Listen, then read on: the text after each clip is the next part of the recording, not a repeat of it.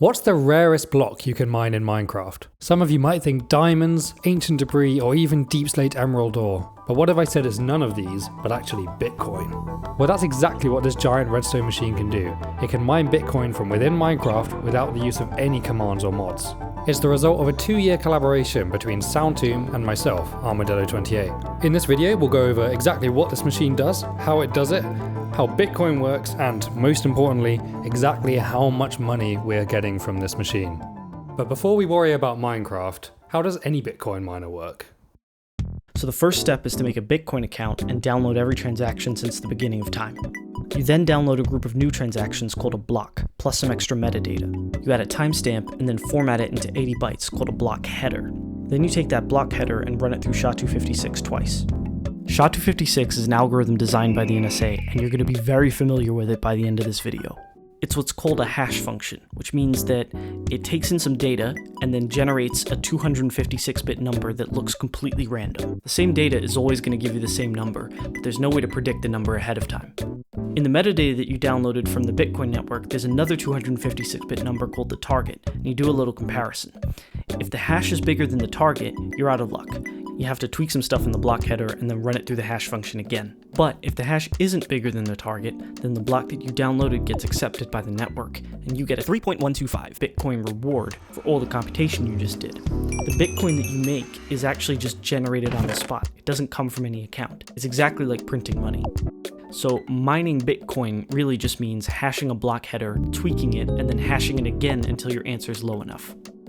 At this point, you might be wondering why the network would offer prize money for people to do this. Well, the short answer is that it makes it really hard to forge transactions, but if you want a full explanation, we've linked some really good videos in the description that go into a lot more detail. So to build this in Minecraft, we need to first think of a way to get the block header into the game. We run that into SHA-256 and then compare it with the target. Then we have to get a signal out of the game saying whether or not we were successful. So how are we going to do that? Well, actually, we're not the first people to try this. Commander Redstone built a full Bitcoin miner in Minecraft in 2021, but it uses commands. It's really cool, and you should check out the video, but we wanted to build something that you could make in survival, theoretically, with no cheats. Because of that, most of our build is going to be really different to his, but the way that he gets data in and out of the game is really smart, and it all comes down to the chat. First, he uses Python to interact with the Bitcoin network and get the block header ready. Then he uses a player bot to type commands into the chat, getting data into the game. To get data out, he can just read the chat log, which is in a file on your system, and check for a success message sent by another command. If the Python script reads a success message, it can send the block off to the network, and he can pay off his student loans. So, like Commander Redstone, we use Python to get our block header from the network, and a player bot to relay that data into Minecraft. Alright, let's just program our player bot to place redstone blocks in a binary pattern encoding the block header. Then we can connect that to Sammy Yuri's general purpose computer, the Chungus 2, which can do the rest of the work. That seems fairly simple. You just place blocks and connect it to something that's already built. Why did it take us 2 years? Well, the problem is that both things take a really long time to run. The target that I mentioned before is automatically set by the network so that a block takes about 10 minutes to get mined on average. This means that we have a fairly strict time limit.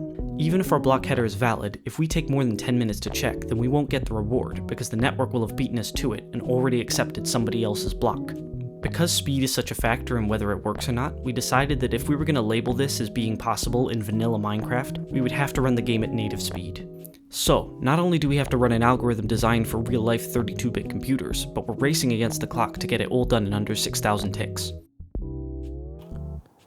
So the method we chose for getting data into the game was to use a lectern. A lectern with 15 pages will output a different signal strength to a comparator depending on which page is being read.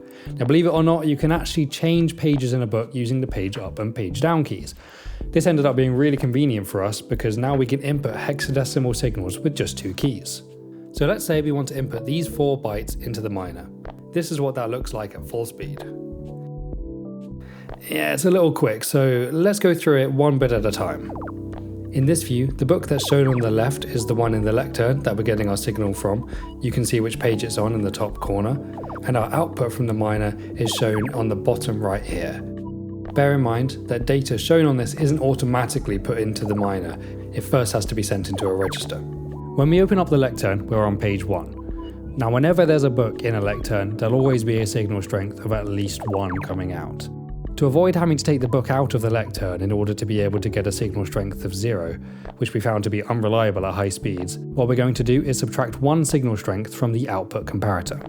Now this means that our comparator is already reading out the correct signal strength, but in order to actually write that to memory, we're going to have to change the page. That's because the write signal that we use is the direct redstone output that triggers from the lectern when you change pages. Now luckily this has an easy workaround. We simply go up to page 2 and instantly back down to page 1. This triggers the redstone pulse from the lectern, which we use as the write signal, but crucially it doesn't change the signal strength of the comparator output. Next is 7. We simply spam page down 7 times in order to get up to page 8. Remember, we're subtracting 1 from the output, so this gives us our output of 7. Now 15, represented as F, appears to show a flaw in our plan. Since we've subtracted 1 from our output in order to be able to represent a 0, we can no longer actually reach a 15, since page 15 will now give us a signal strength output of 14. To get around this, we actually give page 15 a special shifting function. When we go to page 15, the write signal output pulse is blocked, so nothing is written to memory. Instead, the subtraction on the output of the lectern is taken away. Once this shift has taken place, to finally input the 15, we simply hit page up and page down in quick succession. Since now the subtraction is gone, page 15 will give us a signal strength of 15, which gives us the correct output. Finally, the 1. With the subtraction removed, it would appear that we could just go to page 1, but in order to make 0 possible to input again in the future, we have reassigned page 1 to the reverse shifting function. So, as when we input 15 before, we return to page 1, the write signal is blocked and the subtraction is added back. Then we go up to page 2, which inputs the 1, as now the subtraction is back. So now we have a stream of signal strengths coming from the lectern circuit that the player is interacting with. But they're not quite in a usable state for the miner just yet. That's because these are hexadecimal signals in the form of signal strengths, but the miner deals only in binary. That's because it has to do bitwise operations, that's operations that work physically with individual bits. So we need to convert this stream of hexadecimal signals into a stream of binary signals. The way we're going to do that is with this red coder design that we got from Matt Batwings. This circuit takes 1 hexadecimal signal as an input and outputs 4 binary signals stacked on top of each other, conveniently like this. So now we have a stream of nibbles. That's closer to what we need, but it's still not exactly right, because the miner deals with 32-bit numbers rather than 4-bit numbers. Luckily, this is a fairly easy conversion. All we do is we put 8 of these nibbles in a row into this circuit called the distributor. This has a series of small registers that can hold 32 bits of data. It then reorders them and stacks them on top of each other into a vertical format that can be used by the miner. The last step is to store all of the data that we need. Now, because the data in circuit is quite lag sensitive and the mining circuit is quite lag generating, we don't want to run them at the same time. And so what we have to do is we have to store all of the data that the miner is going to need ahead of time. This amounts to 512 bits of data. So this is an easy solution. We just have a large shift register that can hold 512 bits of data. So that's it. Now we have all of the data in the game that the miner is going to require during the mining process. Now that we have all the data in the game, we're ready to attack the behemoth that is SHA-256. So let's start with some basic components and then build up from there. First is a shift register. This is like a regular register, but the memory cells are laid out in a line so that when you clock it, the signals all shift along by one place. So if we just stack this vertically, then we have a whole list of binary numbers that we can move along one place at a time. Like Arma said, we have a couple shift registers in our data in circuit. They all basically use the same design, and it works great for the most part, but there are some situations where we need a few more features. Sometimes we want to be able to load the data into all of the registers at once, rather than shifting it in bit by bit. To do that, we can put comparators in between the locked repeaters. Now, when we lock those comparators, our shift register becomes a normal register, and we can write to all the repeaters at the same time. While we're doing this, we also want to be able to load from 2 different data sources, one from the front and one from the back. We use the same mechanism of comparator blocking to block the signal that we don't want to write. The first component that we built in Minecraft was the rotates. These are pretty simple conceptually. Let's say we have some data and we want to apply a write rotate of 5 to it. To do this, we take our data and move it all 5 bits over to the right. Any bits that fall off the end are wrapped around and put back at the start. Now in Minecraft we want to do this exact same thing but vertically rather than horizontally, just because that's how we have our data set up. And the way we're going to do that is with walls. When you close a trapdoor next to a column of walls, all of the walls within that one column will change state, but not the walls in the adjacent columns. We can detect this shape change with an observer and use it to get an output. Since we have separate signals from each wall, we can reorganize the outputs compared to the inputs, and this can act as a rotate. In this example, we have a right rotate of 3 and 4 total inputs and outputs. So the top input will be rotated 3 blocks down and activate the bottom output, but the second input will be rotated back round to the top output because it's gone off the bottom and wrapped around back to the top. In the real build, we use exactly the same mechanism but on a much larger scale. Now this does have a side effect of lowering all of our outputs to below all of our inputs by a total of 64 blocks, but it's worth it, because this circuit only takes a total of 4 ticks from input to output. Now this is only possible because the amount by which the circuit has to rotate is fixed, it never changes. If it did have to change, we wouldn't be able to use this kind of circuit, but we're taking full advantage of the fact that we can to make it as quick as possible. Another advantage of lowering all of the data to below the input is it means that we can use the space up top that we've just gained in order to put other circuitry there, and we'll get to that later. But we do have to get the data back up, and to do that we use these bubble columns. We don't use these to rotate the data at all, we just use it to get it back up. Next, we have a bitwise XOR and a multiplexer. For the XOR, each output bit is a 1 if the 2 input bits are different, and a 0 if they're the same. Then a multiplexer is just a signal that chooses between 2 numbers. We'll also need a 32-bit adder, which we'll get to later. So far, all these components have been pretty standard, but these next ones are a little weird. They both deal with 3 32-bit numbers as their input. Majority is a component that outputs a 1 if there are 2 or more 1s in the input. We can do this by connecting up 3 different AND gates. And then the other one is called choice, and it's 32 1-bit multiplexers stacked on top of each other. That's kind of hard to visualize, at least for me, so let's look at an example. Okay, we got 3 inputs, let's call them A, B, and C.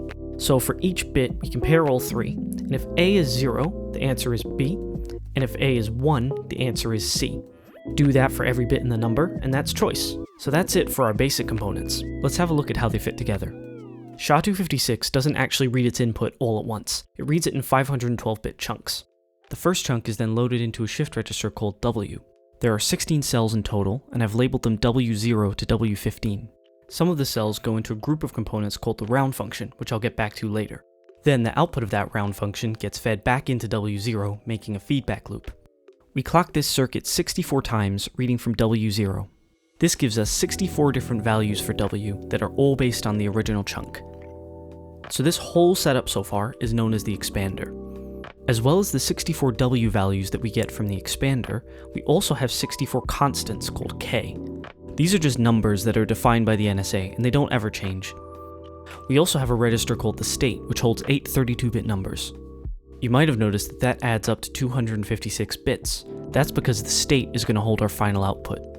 To start with, we load it with 8 more constants. Then, the state, the expander, and K all feed into a component called the compressor. It's kind of the same deal as the expander. The state gets copied into 2 shift registers called the working variables. The individual cells in both registers are labeled A to H. The working variables, along with the current W and K values, then get put through another round function. This time the round function has 2 outputs, connecting to the start of each shift register. Because there are 64 Ws and 64 Ks, we also clock the working variables 64 times. Once the compressor's done, we add our working variables back to the state, and then finally we're done with 1 chunk. We've got to do this whole thing again for every single chunk that we have. Luckily for us, the block header can fit inside just 2 chunks. So after we fed in the chunk and done the whole thing again, the state will contain the output of our hash. Okay, so now we're done, right? Well, we're done with the first hash, but remember there are 2. So now what we gotta do is take the value in the state and use it as our new first chunk. Then, do everything again. And finally, the state will contain our actual answer. So the only thing left to talk about is these mysterious round functions. Really what's going on is that we take the components from before and combine them in different ways according to the paper. So to see how everything fits together, let's have a look at the actual build. This is the shift register for the expander. Let's add some rotates and shifts to W1 and W14. Then we XOR them together. Next, we add our XOR gates to W0 and W9. And finally, we bring our output back up to W0. Now for the compressor. We start with our working variables and then add some rotates to E and A. Like with the expander, we XOR them together. We send A, B, and C into majority, and then E, F, and G into choice. From here, it's just a lot of addition. We add the current W and K values to H, one of the XORs, and choice. From here, the signal splits in two. On one side of the split, we add D and plug the answer back into E. On the other side, we add majority and our other XOR, and then plug the answer back into A. So because there are 3 chunks to process, and each chunk runs the round function 64 times, we got to run that round function 192 times to complete a hash. This means it's got to be pretty fast. Remember, there's a time limit of approximately 10 minutes, let's say 9 so we have time for data in, data out, and some headroom. That means that the round function has an absolute limit of 56 game ticks, but ideally we want it a bit faster so that we have that headroom. This might seem like plenty of time, but there's quite a lot to get done. Every game tick we add to the round function adds in 9.6 seconds to the total time of the hash. In our first drafts, the most problematic component was the adder. The miner is 32-bit, so if the carry of the adder were to take even 1 game tick, we'd go over that maximum time limit. To get around this, we designed this adder that takes 0 ticks to run. It's instant. We achieve this by using an interesting quirk of comparators called comparator priming. Normally, comparators take 2 game ticks to turn on or off after the input changes. Additionally, unlike repeaters, comparators don't accept most pulses of 2 game ticks or less. The comparator simply doesn't turn on. But if we give a comparator that quick pulse, and then 2 game ticks later power or unpower the comparator, the changing input will propagate through the comparator instantly without having to wait for the usual 2 game ticks. By using subtick delays, we can chain several of these instant comparators together and use them to form the logic gates needed for an adder. There is one complication though, the carry. Unlike all of the other parts of the adder, where each place value can be processed in any order or at the same time, the carry has to propagate strictly from bottom to top, from least significant bit to most significant bit. This means we have to have a priming pulse at every place value with the correct subtick delay. To get this, we use a bubble column. When the block at the bottom is changed between a soul sand and a magma block, the changing direction of the bubble column can be detected by an observer, and most importantly, this update is completed from bottom to top. This allows our carry to propagate signals instantly. Since building this, I've been made aware of some much more elegant designs using comparator priming, but this design works just fine within the Bitcoin miner. There's also one other variant of this adder in the build too. In the state, there are some adders where the speed doesn't matter so much as they're only used a few times throughout the whole hash, but the size is constrained. The variant therefore is only 4 blocks wide, but keeps that instant carry, leading to a fairly quick overall operation. With the help of the instant adder and many other fast components, we managed to get our final clock speed down to 40 game ticks, that's 2 seconds. That means that all 192 iterations of the round function take about 6.5 minutes. Another way that we optimize the compressor's round function is with a pipelining design that I found in this paper. This kind of bent our brains a little bit, so I won't fully explain it in this video. Basically what happens is that it uses multiplexers to work on 3 rounds at the same time, at the cost of a few extra rounds of setup. A chunk now takes 67 rounds instead of 64, but because each chunk is shorter, it's an overall time save. The only other component that we haven't seen in game is K. All it is a big ROM that cycles through the 64 different constants. It uses bubble columns and observers to store the binary, and because the data doesn't actually move, it can't get out of sync if the redstone goes wrong. Let's add the compressor and expander to the rest of our build. The data in component gives us our chunk, which then goes into the expander. Then the expander feeds into the compressor. Let's also add in our K values. Great, so that's now the compressor totally done. Next, we gotta add our working variables to the state, so let's add 8 of the thin adders. This is where the extra space from the rotates comes in handy. Now we can connect the adders to our state. We connect the output of the state back to the adders and the working variables. When we eventually do our second hash, the state's going to need to be used as our input chunk and connect to the expander. So to do that, we made the state also act as a shift register. Then we just connect the far end directly into the expander. This line is huge and it has to go the entire length of the build, so it's one of my favorite parts. All that's left now is the control circuit for hashing a chunk. Arma came up with this really cool self-resetting ROM design that uses floated minecarts, because of course it does. We connect it to all our different components, and then we have SHA-256 in Minecraft. So now that we can calculate our double hash, we have to compare that result to the target. But before we do that, we actually have to generate the target from our block header. So how do we do that? Well, one of the 32-bit numbers in our block header is called n bits and represents a compressed version of the target. We then need to make 32 bytes of RAM. That's just some registers and a 5-bit decoder, so it's fairly easy to make. When we get a new target value, we fill the RAM with zeros. Next, we split our n bits number into 4 bytes. One of the bytes gives us a starting position in the RAM, and then we add the other 3, one after the other. Add a simple control circuit, and we're done. The 256 bits in the RAM is our target value. Let's nestle it in right here under the state. All we have to do now is check if the target's bigger than the state, but first we need to talk about Endianness. So all the binary numbers we've shown you so far have been written pretty much how you'd expect. That's called big endian. But there's another way of representing numbers called little endian. This is where you write all the bytes backwards. The problem is that SHA-256 uses big endian numbers and Bitcoin uses little endian numbers, so we have to reverse all the bytes in the state before we can compare them to the target. Luckily, our rotate circuit can also be used to rearrange bytes. As a bonus, it brings the state down 64 blocks, which is where the target is. Now we can finally compare the two numbers. We came up with this neat wallstone design for a comparison circuit that's infinitely expandable. Let's connect that up to the state and target, and we'll get our final output. We figured that we should make this out of gold blocks. So now that we've completed the hash and we've compared it to the target that we calculated, we know in-game whether or not we've mined a Bitcoin. But for it to count, we need to tell the Bitcoin network as a whole. Normally, this would involve outputting the block header that we used to successfully mine the Bitcoin, including the nonce value that we used.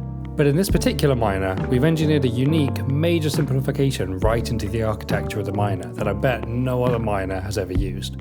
Because our miner is so slow, we only ever get to check one nonce value in the 10 minutes that we have before the Bitcoin block changes. And we'll be able to submit whatever data we put into the game from the data in circuit straight back to the Bitcoin network. In both cases, we use the chat log for our data out. If it's a no, we haven't mined a Bitcoin, we open up a trapdoor underneath the player. This kills the player and we detect the death message in the chat. If it's a yes, let's turn around back here. We instead drop an anvil on our beloved pet down in the dungeon below. When a dog or a cat that's been named and tamed by a player is killed, a death message is sent into the chat of the player that tamed the mob. There is also a vegetarian option available for those who want it. If you go over here and flick this switch, instead of the dog being killed, the player will be killed in a different way, and we can detect that. Once a death message has been sent into the chat, we're able to pick it up with a small Python program that then broadcasts our data to the Bitcoin network. While we're in here, there's one other control in this room. This switch over here disables all of the specialized Bitcoin mining functions, such as the target. This just leaves behind the part that does the hashing. What we can use this for is we just use our data in as normal for however long our message is, and then run the machine with this button up here. It will output a 256-bit hash in the form of black and white pixels on this map. By taking a screenshot and running it through another Python script, we can get the output directly as text. This has nothing to do with the Bitcoin, we just thought we have a SHA-256 hasher in Minecraft, we may as well be able to use it without having to do all of the Bitcoin stuff too, just in case you happen to need a cryptographic hashing function within Minecraft. You never know. So we now have a machine that can mine Bitcoin in Minecraft, in theory at least. But how much money does it actually make us? Based on the target value at the time of recording, the odds of any given hash being less than the target is this. Let's multiply that number by the reward of 3.125 Bitcoin. This gives us the average amount that we'll make every 10 minutes. This means that if we ran our build continuously for a year, we'd make about 2 Zimbabwe cents on average. That is, Zimbabwe cents from July 2008, about 6 months before Bitcoin was invented. So it does make money, at least on average. Or does it? We haven't factored in the energy costs of running a computer that's running the build. And we also haven't factored in the upfront costs of a computer itself. Not to mention, you also have to buy Minecraft. Given our odds, we can expect to mine a block if we run this many hashes, which will take at least a few hours. If we assume that during that time your PC draws 300 watts, then that adds up to 7.2 kilowatt hours per day. We're both living in the UK, so we did this in pounds. Energy prices may be different in different places, but we calculated the cost to be about £2 a day. That means that by the time we've run our build for long enough to mine a block, even though we'll have gained about £300,000, we'll have lost over 5 sextillion pounds. On second thought, I don't think we need to worry about the price of a PC or the price of Minecraft. We can always try and make the hash rate better by running lots of copies of the machine at the same time, but that doesn't really change the power cost very much. We knew from the start that it wasn't actually going to make any profit. I mean, it is in Minecraft. But the goal wasn't to make profit. The goal was to make a cool redstone build. So let's have a look at the full thing in action.